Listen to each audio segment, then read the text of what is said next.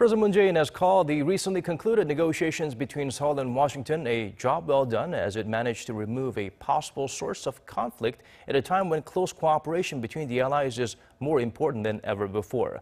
Our Chief Cheongwon correspondent Moon Connyoung has our top story.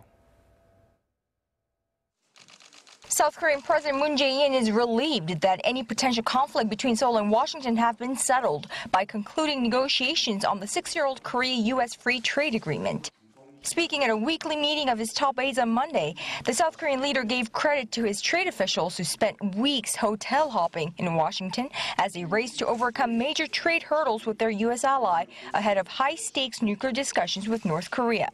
보무역주의 흐름이 고조되는 상황에서 미국과의 FTA 개정 협상을 빠르게 마무리함으로써 대외 경제의 불확실성을 해소한 것은 매우 큰 성과입니다.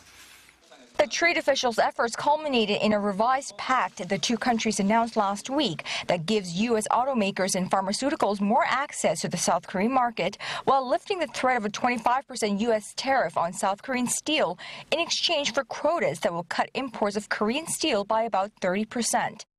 The president, however, still asked his government to carefully review possible impacts of the revised free trade deal and draw up necessary measures to make sure local industries aren't negatively affected. 한반도 평화 정착 및 북핵 문제 해결을 위해 한미 양국 간 긴밀한 협력이 꼭 필요한 상황에서 갈등 요인을 정리했다는 점에서도 아주 잘한 일입니다.